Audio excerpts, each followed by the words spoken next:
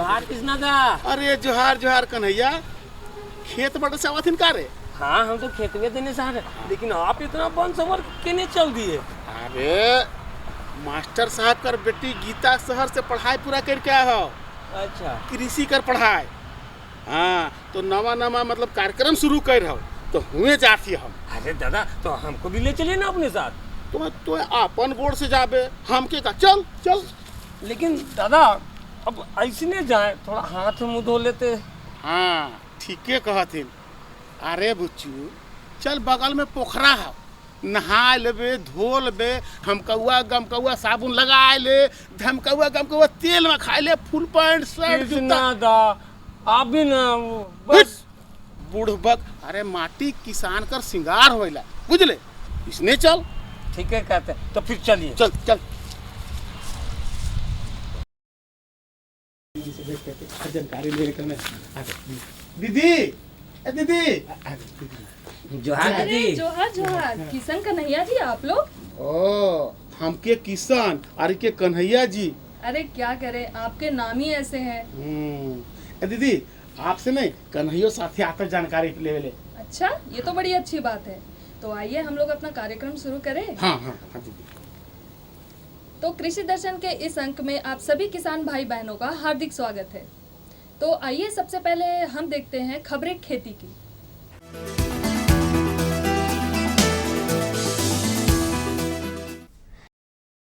नमस्कार, कृषि समाचार में आपका स्वागत है।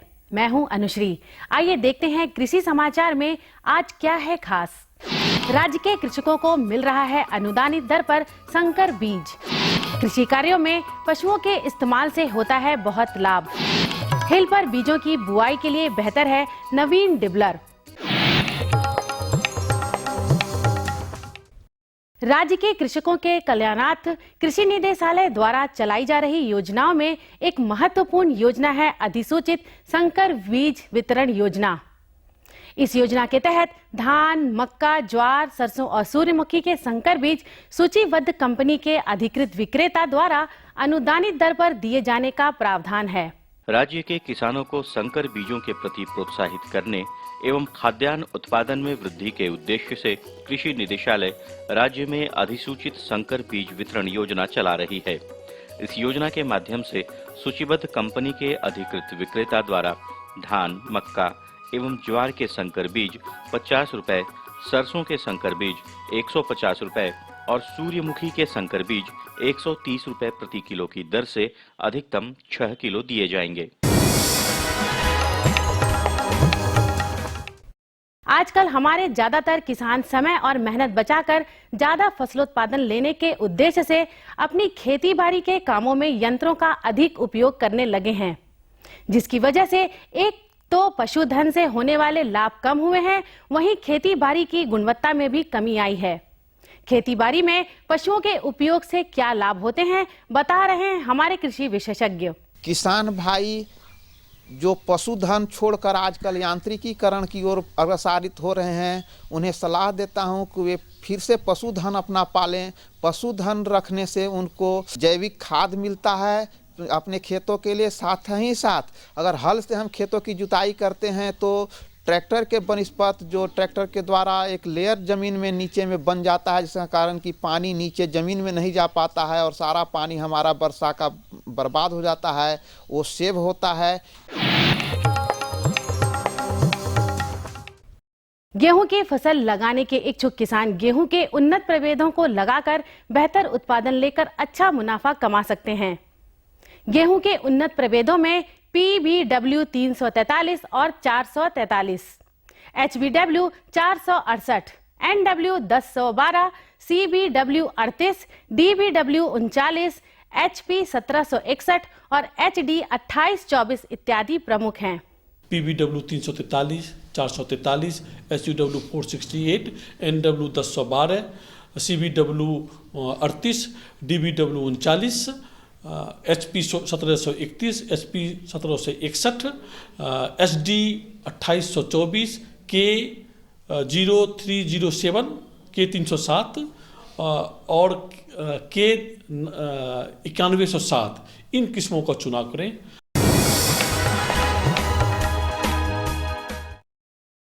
कृषि की नई और वैज्ञानिक तकनीकों में पॉली हाउस में खेती करने की तकनीक बहुत सफल मानी जाती है। पॉली हाउस द्वारा आज बेमौसमी सब्जियों की खेती कर किसान लाभान्वित हो रहे हैं। पॉली हाउस में किन किन सब्जियों का उत्पादन हम कर सकते हैं, बता रहे हैं हमारे कृषि विशेषज्ञ। आजकल पॉली हाउस हमारे किसान भाई देखते होंगे कि पॉली हाउस नुमा जो संरचना बनाई जाती है उसमें बेमौसमी सब्जियों की खेती की जा सकती है।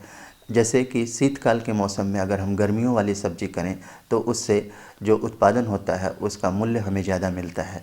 जैसे पॉली हाउस के अंदर अभी शीतकाल में अगर लोबिया या जिसे हम स्थानीय भाषा में बोदी कहते हैं, इसके अगर हम खेती करें तो इससे हमें अच्छा उत्पादन मिल सकता है। शीतकाल में शिमला मिर्च की खेती भी पॉली हाउस के अंदर में अच्छी तरह से की जा सकती है।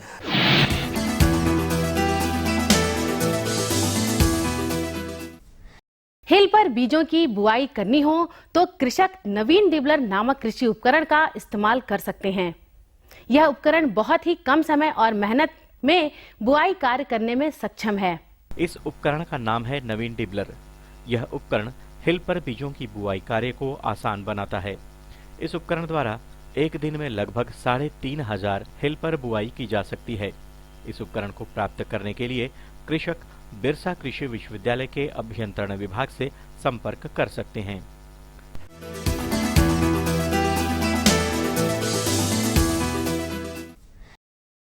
कृषि समाचार में अब बारी है सफल किसान से मिलने की। तो आइए मिलते हैं एक सफल किसान से और जानते हैं सफलता की मंजिल इन्होंने कैसे पाई। मैं पिगरी फार्म में सक्सेस फार्मर हूँ। मैं पिछले 5 साल से पिगरी फार्म करते आ रहा हूँ। हमारे पास TND नस्ल वैरायटी का शुगर है, जिसे हमने पिगरी फार्म में जिला स्तर से अवार्ड भी मिला मुझे। तो पिगरी फार्म में और भी आगे करना जा रहा हूँ और अन्य किसानों को भी इस पिगरी फार्म में जोड़ने का कार्य किया हूँ। और अब एक नजर राज्य के कुछ प्रमुख शहरों के मौसम के मिजाज पर। आज राज्य के कुछ प्रमुख शहरों के तापमान इस प्रकार दर्ज किए गए। रांची अधिकतम 23 डिग्री सेल्सियस और न्यूनतम 11 डिग्री सेल्सियस। देवघर अधिकतम 24 डिग्री सेल्सियस और न्यूनतम 13 डिग्री सेल्सियस। दुमका अधिकतम 25 डिग्री सेल्सियस और न्यूनतम 14 डिग्री सेल्सियस। गोड्डा अधिकतम 25 डिग्री सेल्सियस और न्यूनतम 12 डिग्री सेल्सियस। चाईबासा अधिकतम 25 डिग्री सेल्सियस और न्यूनतम 12 डिग्री सेल्सियस। और हजारीबाग का तापमान अधिकतम 24 डिग्री सेल्सियस और न्यूनतम 11 डिग्री सेल्सियस रहा।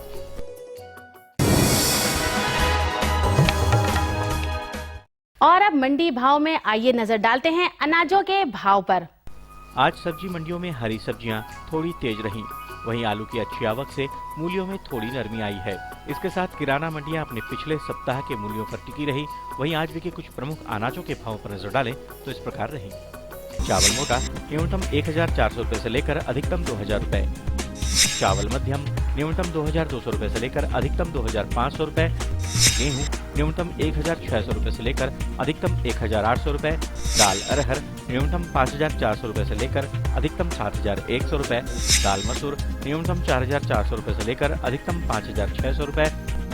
दाल चना न्यूनतम 3400 रुपए से लेकर अधिकतम 4700 रुपए। सरसों तेल न्यूनतम 8400 रुपए से लेकर अधिकतम 9500 रुपए।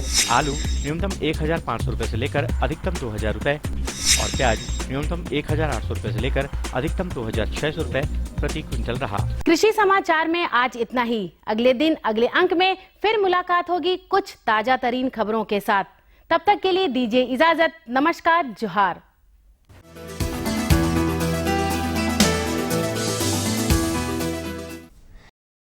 तो आप लोगों ने खबरें खेती की मंडी भाव के साथ साथ मौसम का भी हालचाल जान लिया। हाँ दीदी, ये जानकारी पाके तो बहुत बेस लागलक। खेती बाड़ी संबंधित बहुत बढ़िया जानकारी मिलक। करे किसने हाँ, अब का कहे किसना दा, ये सब जानकारी पा के ना मन एकदम गदगदा गया। हाँ, तो आगे भी हम कृषि से संबंधित और भी जानकारियां लेते रहेंगे, लेकिन समय हो चला है एक छोटे से विराम का। तो लेते हैं हम एक विराम और आप देखिए ये संदेश। ये लो और बताओ। बस। अरे ये क्या भैया जी, बस इतनी सी रासायनिक खाद? किसानी छोड़ रहे हो क्या? किसानी नहीं, नादानी छोड़ रहे हैं। मिट्टी की जांच कराई है। अब तो लालाजी जितनी जरूरत है उतने ही उर्वरक खेत में डालेंगे। हाँ, किसान भाई आज ही अपने जिले की नजदीकी भूमि परीक्षण प्रयोगशाला में मिट्टी की जांच जरूर करवाएं और मिट्टी में पोषक तत्व, नमी व पौधे के विकास को देखते हुए केवल जरूरत के अनुसार ही पोषक तत्व डालें। और हाँ, मिट्टी में गंधक, जस्ता, बोरोन जैसे सूक्ष्म पोषक तत्वों का पता लगाना भी न भूलें। उर्वरक और जैविक खाद के सही उपयोग से भूमि का उपजाऊपन बनाए रखें, उत्पादकता बढ़ाएं, खर्चा घटाएं और बहुमूल्य विदेशी मुद्रा बचाने में भी सहयोग दें। और हाँ, धीमी गति से नाइट्रोजन उपलब्ध कराने वाले उर्वरकों जैसे नीम लेपित यूरिया को प्राथमिकता दें और यूरिया का पत्तों पर छिड़काव करें। अरे वाह, तू तो सचमुच समझदार हो गया रे। अधिक जानकारी के लिए संपर्क करें जिला कृषि अधिकारी या किसान कॉल सेंटर। विराम के बाद आप सभी किसान भाई बहनों का एक बार फिर से स्वागत है। हाँ तो किसान भाई, अगर और कुछ जानकारी लेना चाहते हैं तो पूछिए। ये दीदी जानकारी कर तो का दीदी आजकल जानकारी रहे अपन बट से दो ने बढ़िया बढ़िया जानकारी करे। हाँ दादा, कि दीदी सब जानकारी पाके ना मन एकदम खुश हो जाए। हाँ। तो चलिए आपको हम ले चलते हैं कृषि विज्ञान केंद्र हजारीबाग, जहां पर हमारे कृषि विशेषज्ञ डॉक्टर आर.के. सिंह जानकारी देंगे मृदा एवं स्वास्थ्य परीक्षण के बारे में। देखते हैं ये वृत्त चित्र। किसान भाइयों, अच्छी फसल और अच्छी उत्पादन के लिए मृदा का स्वास्थ्य सही होना चाहिए। मृदा यानी मिट्टी से ही हम फसल प्राप्त करते हैं। हमारे खेत की मिट्टी सही होगी तो उत्पादन भी अच्छा होगा। मृदा का स्वास्थ्य सही है या नहीं, इसके लिए हमें समय समय पर परीक्षण कराते रहना चाहिए। कि हम अपने किसान भाई बहनों को बताना चाहेंगे, खासतौर से हमारे राज्य में जहाँ पे मृदा के बारे में अभी भी, मिट्टी के बारे में अभी भी किसान भाइयों को, बहनों को, हमारों को बहुत अधिक जानकारी उस तरीके से नहीं है। सभी जानते हैं कि फसलें हमेशा खेती में ही, ज़मीन में ही बोई जाती हैं और मिट्टी से ही वो हमेशा अच्छी मिट्टी होने से ही अच्छी फसलें होती हैं। लेकिन कभी भी हमारा ध्यान उस तरफ नहीं गया है। हमेशा हम लोग कुछ यूरिया और कुछ DAP या उस तरीके की कुछ खाद लेते हैं और जो भी बीज हमको मिलता है उसमें उगा देते हैं और हमारी वही प्रक्रिया चलती आ रही है। लेकिन कभी भी किसी का कि मृदा का भी, मिट्टी का भी अपना एक स्वास्थ्य होता है। जिस तरीके से मनुष्य का स्वास्थ्य है, पशुओं का स्वास्थ्य है, पक्षियों का स्वास्थ्य है, जैसे मृदा का भी स्वास्थ्य है। तो इसलिए निश्चित रूप से एक अच्छी फसल लेने के लिए, एक अच्छा उत्पादन लेने के लिए हमें मिट्टी का अच्छा स्वास्थ्य होना बहुत आवश्यक है। कभी कभी किसान भाई बिना मिट्टी के जांच किए फसल लगाते हैं, जिससे उत्पादन में कमी आती है और फसल भी अच्छी नहीं होती है। इससे साफ है कि उस खेत की मिट्टी का स्वास्थ्य सही नहीं है। इससे किसान भाइयों को आर्थिक नुकसान उठाना पड़ता है। किसान भाइयों को फसल लगाने से पहले मिट्टी की जांच जरूर करा लेना चाहिए। मिट्टी की जांच आप अपने नजदीक के किसी भी कृषि विज्ञान केंद्र या बिरसा कृषि विश्वविद्यालय में मृदा विज्ञान विभाग में जाकर करा सकते हैं। जो भी किसान भाई बहन इसमें खेती में जुड़े हुए हैं, अभी जैसे कि रबी का समय आ गया है, कुछ फसलें तो हमारी लगाई भी जा चुकी हैं। किसान भाई गेहूं की बुवाई की तैयारी कर रहे हैं, कुछ लोग बुवाई कर भी चुके हैं और जो धान की कटाई कर रहे हैं। तो मेरा किसान भाई बहनों से अनुरोध है कि आप लोग अपने मिट्टी की जांच अवश्य कराएं।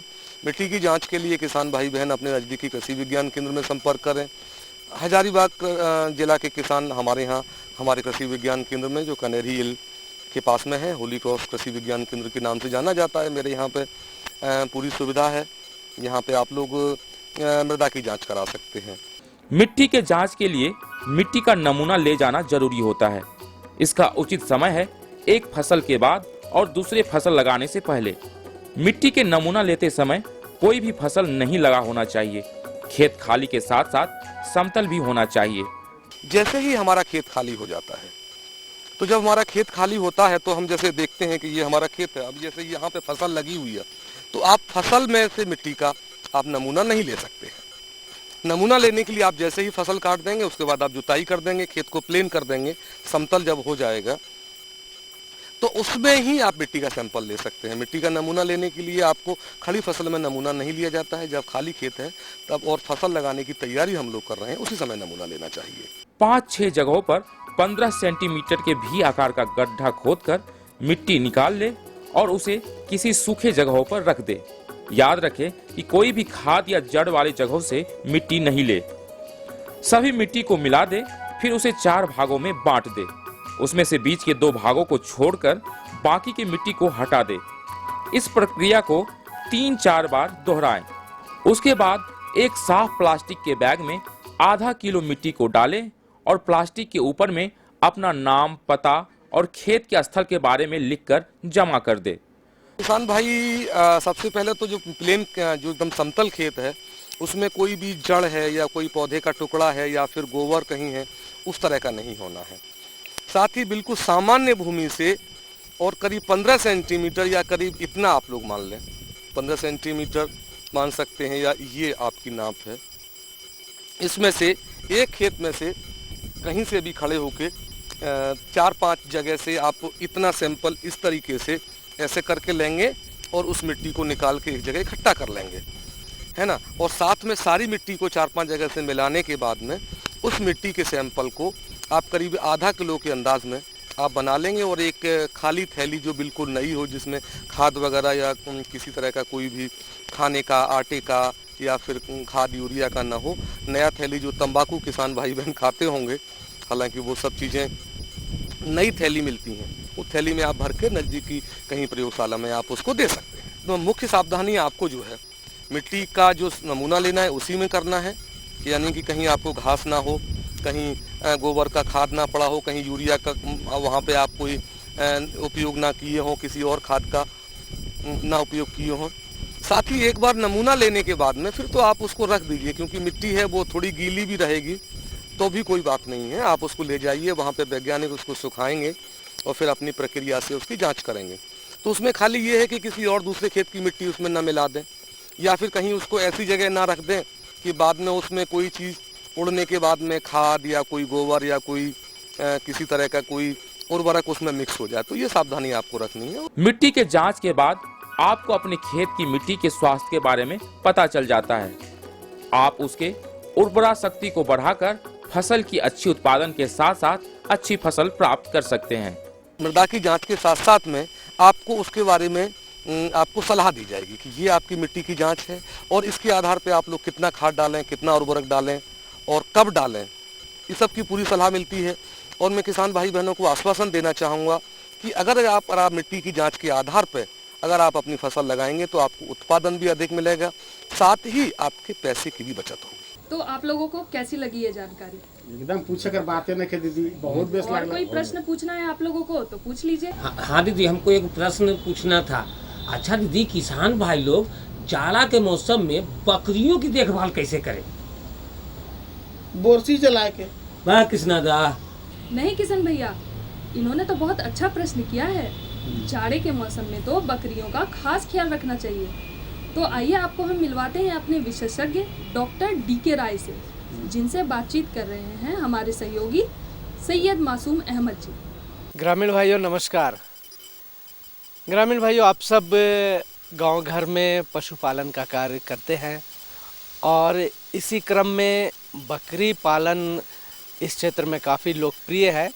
और जैसा कहा भी जाता है कि बकरी गरीब की गाय होती है, और तो ऐसे बात को लेकर के, यानी बकरी पालन को लेकर के कई प्रकार की सावधानियां बरती जानी चाहिए, विशेष रूप से जाड़े के मौसम में। तो जाड़े के मौसम में बकरी पालन में विशेष रूप से क्या देखभाल करनी चाहिए, इस बारे में जानकारी देने के लिए आज हमारे साथ हैं होली क्रॉस कृषि विज्ञान हजारीबाग के पशुपालन विभाग के कार्यक्रम सहायक डॉक्टर D राय साहब। राय साहब, आपका कार्यक्रम में स्वागत है। नमस्कार। नमस्कार। सबसे पहले राय साहब ये जानना चाहेंगे कि जाड़े के मौसम में बकरी पालन या उसमें विशेष रूप से देखभाल की क्या आवश्यकता पड़ती है? पहले तो आप बताएं कि बकरी जो है गरीबों की गाय होती है, तो ये हमारे यहाँ जो जमुना पहाड़ी की बकरी होती है वो एक दिन में 1.5-2 किलो तक जो है दूध देती है। तो इससे छोटा किसान वगैरह जो है, जो बड़ी बड़ी गाय नहीं खरीद सकते हैं, उनके पास उतनी पूंजी नहीं है, तो इससे अपना घर की आवश्यकता जो है ना दूध की पूर्ति करके कर सकते हैं। तो ये सत्य है कि गरीबों की गाय है, या आजकल जो है ना ये ATM हो गया है। हाँ, जब पैसा की ज़रूरत हुआ तो महिला लोग जो है बेच के और उससे पैसा अपना ले लेती है, क्योंकि इसके बिक्री में भी दिक्कत नहीं होती है। तो महिला लोग अधिकांशतः जो है 2-4 पालती हैं और इसके अलावा भी व्यवसाय के रूप में जो है ना बकरी पालन वगैरह कर रहे हैं।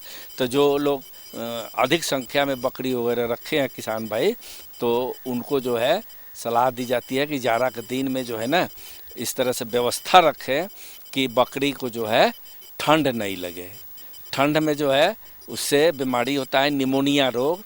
निमोनिया रोग में क्या होता है कि वो नाक से पानी आने लगता है, कांपने लगती है, हाँफने लगती है और उसके बाद जो है समय से उपचार नहीं होने पर मृत्यु हो जाता है। छोटा छोटा जो बच्चा होता है सब इसी मौसम में जो है ना ज़्यादा जन्म लेता है। चूँकि किसान भाई उस तरह के योजना बना के प्रजनन नहीं कराते हैं, तो हम किसान भाई को ये बताएंगे कि योजना बना के प्रजनन करावें बकरियों में कि वो जाड़ा में बच्चा नहीं दे, तो उसमें मृत्यु दर जो होता है बहुत कम होगा। हमारे यहाँ भी फार्म में बकरी जो है सब हम लोग जो है अक्टूबर के अंत महीना में प्रजनन कराते हैं, तो जाके उधर फरवरी के अंत में या मार्च के प्रथम सप्ताह में बच्चा देती है। एक भी बच्चा का मृत्यु नहीं होता है। लेकिन वही हम देखते हैं कि जो भाई पशु बकरी पालक भाई ऐसे ही बिना योजना के प्रजनन करा देते हैं, तो उनका बच्चा जाड़ा के दिन में जन्म लेता है, काफ़ी परेशानी होती है और बच्चा मरते रहता है सब। तो इसलिए आप बकरी पालक भाई से ये कहेंगे कि एक योजना बनाए कि बकरा को बकरी से दूर रखें हमेशा। इससे क्या लाभ होगा कि जब प्रजनन कराना होगा जिस माह में, तो बकरा को ले जाने के बाद जो है बकरी यहाँ ऋतुमय हो जाती है और पाल खिलाएंगे, तो ऐसा दिन समय जोड़ के प्रजनन करावें कि वो जाड़ा पार कर जाए। इससे मृत्यु दर कम होता है। दूसरा चीज़ की खान पान, बकरियों में जाड़ा के दिन में ऊर्जा की आवश्यकता ज़्यादा होती है, तो इसके लिए जो दाना बनाते हैं उसमें 5% ऊर्जा बढ़ा दें। ऊर्जा के रूप में जैसे है आपको मक्का दर्रा, बाजरा, ज्वार, जौ, जई, इसमें से कोई भी चीज़ जो है जैसे दाना जो बनाते हैं उसमें ऊर्जा की मात्रा अन्य मौसम के हिसाब से 5% बढ़ा देने से उसको ऊर्जा की पूर्ति हो जाती है और बकरी जो है ना स्वस्थ रहती है सब। इसी प्रकार से और भी है उसका देखभाल। उसमें क्या है कि खूंड वगैरह में आजकल जो है काफ़ी गोबर वगैरह ठंड में लग जाती है, तो खूंड वगैरह को भी बढ़िया से साफ़ सफाई रखें। इसके अलावा जो है आप नियमित आहार फर्श वगैरह जो है ना साफ़ सफाई करके सूखा रखें। सूखा रखने से जो अधिक दूध देने वाली बकरी है सब उसमें भी थनैल वगैरह होने का डर रहता है, तो थनैल नहीं होगा। तो इस तरह से साहब आपने बताया कि जाड़े के मौसम में बकरियों में खान पान की क्या व्यवस्था होनी चाहिए। जहाँ तक शुरुआत में आपने कहा था कि बकरियों को ठंड से बचाना चाहिए, तो इसके लिए अगर हम उनके जो आप ये कहें उनका बाड़ा या उनका आवास जो तो उसकी किस प्रकार व्यवस्था होनी चाहिए? बकरी बाड़ा वगैरह जो है बनाते हैं पहले तो जब कमर्शियल या व्यवसाय के रूप में बकरी बाड़ा बनाते हैं तो सबसे ये ज़रूरी रहता है कि उसकी लंबाई जो है पूरब से पश्चिम रखा जाता है। चूँकि यहाँ पर हवा जो है ना अधिकांशतः पूरब से पश्चिम, पश्चिम से पूरब चलती है, तो कोई भी हवा जो है सीधे रूप से बकरी के शरीर में नहीं लगे, वैसे हानि होगा कि शारीरिक वृद्धि भी कम होगी, ठंड लगेगी, ऊर्जा की खपत ज़्यादा होगी। तो रुक के जो है ना उसके आजू बाजू से हवा आएगी तो उस गति से नहीं लगेगी। और जाड़ा के दिन में पूरे फार्म में बकरी फार्म में आधा भाग में जो है ना धूप लगेगी।